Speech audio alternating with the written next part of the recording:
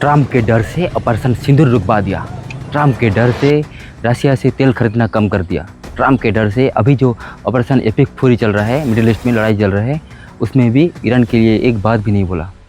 Trump के डर से कल जो हिंद महासागर में ईरानियन वॉरशिप को डुबा दिया अमेरिकन सबमरीन ने, उसमें भी कुछ नहीं बोला हमारे प्रधानमंत्री ने ट्रम्प के सामने घुटने टेक दिया, अमेरिका के सामने घुटने टेक दिया। लेकिन हमारे पूर्व के जो प्रधानमंत्री थे इंदिरा गांधी या वाजपेयी, उन्होंने हमेशा रशिया के विरुद्ध, अमेरिका के विरुद्ध जब जरूरी है बात किया है। देश की सीमा पर श्रीलंका के और भारत के बीच ईरान का ये जहाज अमेरिका ने ध्वस्त कर दिया, नष्ट कर दिया, उस पर हमला बोल दिया, कई जाने चली। हमारा कर रहा था, मुझे उम्मीद थी कि मेरी सरकार उसका मुंह तोड़ जवाब देगी। कम अफसोस नहीं जताया, संवेदना नहीं जताई। भारत का मेहमान बनकर आया था आयरिस डेना, उसमें 180 लोग सवार थे, ज्यादातर मर गए। भारत उसके लिए अफसोस नहीं जता पाया। इजराइल का युद्ध रुकवाना चाहिए मोदी जी ने। इतने बड़े नेता है मोदी जी, विश्व गुरु है, वर्ल्ड लीडर। पाकिस्तान हो, चाहे वो अमेरिका हो या इजराइल हो, अगर किसी को गलतफहमी हो कि वो हमारी मिट्टी या हमारे लोग तरफ आंख उठा देगा, तो हम ऐसी ईंट सेंट बजाएंगे कि लोग याद रखेंगे। वो अमेरिका का डर है ना, अमेरिका का डर है।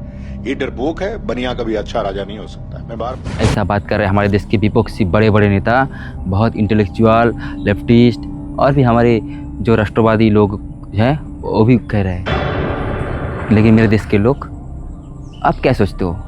आप क्या सोचते हो? मेरे देश के प्रधानमंत्री बुजदिल है, वो घुटने टेकता है। वो इसी समय एक ही साथ रशिया के साथ और अमेरिका के साथ डिप्लोमेसी के साथ काम कर रहे हैं, है ना। और हम क्या करें? क्या अमेरिका के साथ लड़ाई लड़े? कौन लड़ रहा है अभी? क्या रशिया आया लड़ने के लिए? अभी जो लड़ाई चल रहा है, चाइना आया? कोई नहीं आया अमेरिका के साथ लड़ने के लिए। पूरे दुनिया में उसका आर्मी बेस है, हर जगह है रशिया के पास। और रशिया के साथ लड़ाई लड़ रहा है यूक्रेन को, रशिया के घर में लड़ाई लड़ रहा है। साउथ चाइना सी को ब्लॉक करके रखा है उसके बड़े बड़े एयरक्राफ्ट कैरियर ने। मतलब चाइना का पास जो ताइवान है, वो भी ताइवान को प्रोटेक्शन दे रहा है, जापान को प्रोटेक्शन दे रहा है, चाइना के पास ही है। तो वो भी नहीं लड़ रहा है अमेरिका के साथ। उसके नाक पर दम कर रखा है अमेरिका ने, इसके घर में आकर।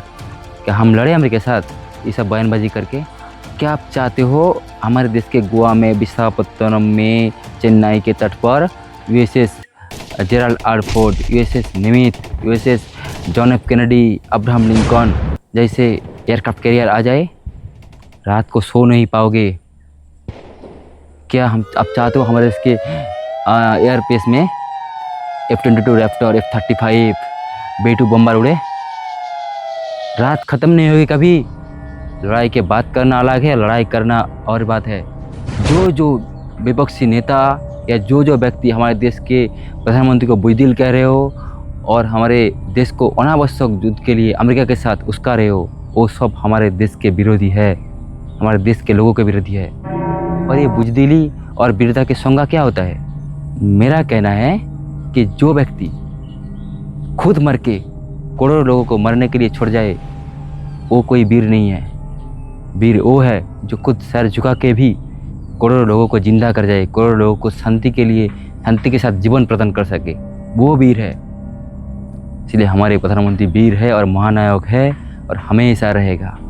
और जो व्यक्ति हमारे देश को अनावश्यक युद्ध के लिए, अमेरिका के साथ अनावश्यक युद्ध के लिए उसका रहा है, वो सब हमारे देश के दुश्मन हैं। वो सारे लीडर्स, वो सारे इंटेलेक्चुअल हमारे देश के दुश्मन हैं।